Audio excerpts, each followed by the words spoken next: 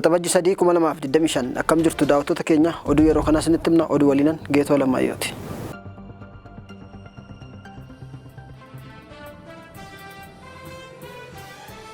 Caffeen federaalaa har'a walga'ee labsiilee adda addaa raggaasiseera. Caffee yookaan manni maree bakka bu'oota federaalaa har'a walga'ii isaa idilee kan bara kanaa 33ffaa taa'een seerota 3 baafame raggaasiseetu ka'e.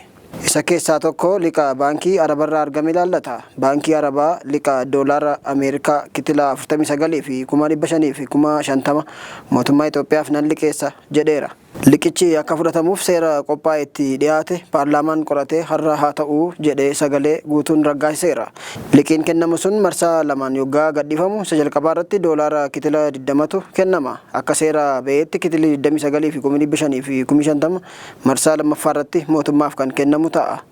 Liqiin baankicharraa argame sun waggaa 20 keessatti deebi'ee kan dhumu ta'ee bifa gargaarsaan kan kenname doolaara 400 fi 50 of keessaa qaba. Liqaan argame kun pirojektoota qonnaa, paarkii industirii fi dandeettii ogeessotaa gabbisuu, oomishaalee qonnaa dabaluu akkasumas jallisii fi hojii nama qabsiisuu irra oolaa jedhameera. Kana malees caffichi wixinee labsii dhimma kosii gogaa ilaallatuuf waliigaltee liqii mootummaa federaalaa fi waldaa misooma hawaasa idil addunyaa waa'ee eegumsa fayyaa dubartootaa fi shamarranii irratti waliif galan irratti mari'atee haa ta'uu jedheetu ka'e.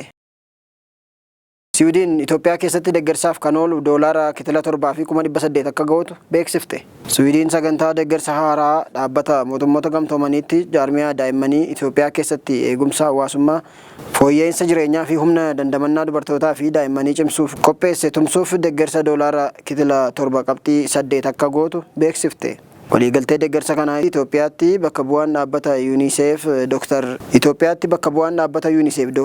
Dr. Abubakar Kampoo kaleessa wiixata 2025 mallatteessaniiru. Sagantaa UNICEF eegale sun tilmaamaan namoota dhuunfaa 100,000 fi 73,250 maatii 34,650 keessaa argaman fayyadamoo taasisaa jedhamee eegama. Itoophiyaatti ambaasaaddarri Swiidin Hannas Henrik Landqvist sagantichi dubartootaa fi daa'imman haala saaxilamoo keessa jiran kan deeggaru ta'uu eeruun dabalataan Itoophiyaan uummata isheef itti gaafatamummaa fudhachuuf tattaaffii taasiftu kan deeggaru ta'uu ibsaniiru. Itoophiyaatti bakka bu'aan UNICEF Abubakar Kampoo gama isaaniin waliigaltichi hundee rakkoo daa'imman furuuf tarkaanfii murteessaa ta'uu ibsaniiru. Sagantaan kun deeggarsa maallaqaa godhamu guddisuu, qaqqabummaa tajaajila hawaasummaa fooyyessuu fi gareewwan saaxilamoo ta'aniif carraa diinagdee uumuu irratti kan xiyyeeffatu akka ta'es dubbataniiru. Oduu keenya itti aanuun dhaabbanni mootummoota gamtoomanii ajjechaa Gaazaa naannoo raabsaa gargaarsaatti raawwatame akka qoratamu gaafate. Barreessaan olaanaa dhaabbata mootummoota gamtoomanii Antooniyoo Guuterees ajjechaa Filisteemota raabsaa gargaarsa namootaatti dilbata raawwatame qaama walabaatiin akka qoratamu gaafatan. Himannaan humnoonni Israa'el namoota gargaarsaaf walitti qabaman irratti dhukaasa banuun erga gabaafame booda dhimmichi falmisiisaa ta'eera.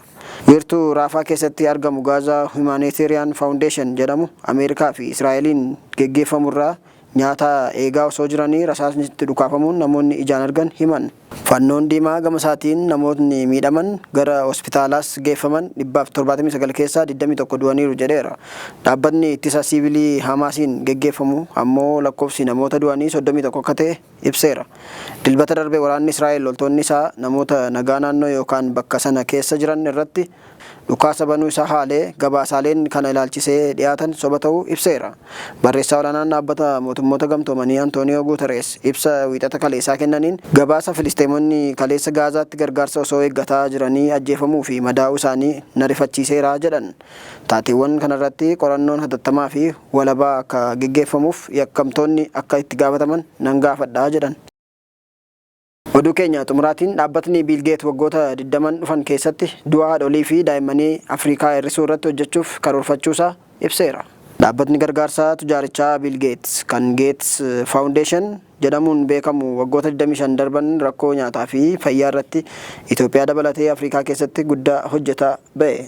Addunyaa kanarraa daa'imman kitilootaan lakkaa'aman dhalatanii osoo waggaa hin guutin du'aa jiraachuu kan dubbatan Biil Geets Harki guddaan rakkoo kana Afrikaa keessadha jedhan. Kanaaf waggoota 20 fuuldura keenya keessa du'aa dholii fi daa'immanii hir'isuu irratti xiyyeeffatanii hojjechuuf karoora qabataniiru. Waggoota 20 dhufan keessa rakkinoota fayyaa irraa aanuuf dhaloonni ammaa irratti hojjechuuf qophaa'uu qaba kan jedhan Bill Gates dhaabbatni isaanii Afrikaa keessatti gargaarsa fayyaa duraa fi talaallii kennuu akkasumas teekinooloojii namtolchee tajaajila fayyaaf oolan kalaquu irratti xiyyeeffachuun akka hojjetu beeksisaniiru. Kanaaf ardii kana keessa du'aa dholii fi daa'immanii hir'isuuf dhibee daddarbuu balleessuuf akkasumas diinagdeen namaa akka fooyya'uu taasisuuf baajetni doolaara biiliyoona 100 fi biiliyoona 8 ramadameefii jira jedhan. Kana kan beeksisan hojii duraan hojjetameef karoora gara fuulduraaf qabatamu irratti wayita qooda fudhattoota wajjin hirmaatan irratti ture. Gidduu kana waggoota 25 darban Itoophiyaa keessatti hojii guddaa hojjetaniif badhaasni beekamtii biyyaa muummicha ministeera Abiy Ahmed irraa isaaniif kennamuunsaa numa yaadatama. Egaan daawwattoota keenya oduu keenya yeroo kanaaf qabanne kanumaan goolabneerra turtii gaarii qabaadhaa.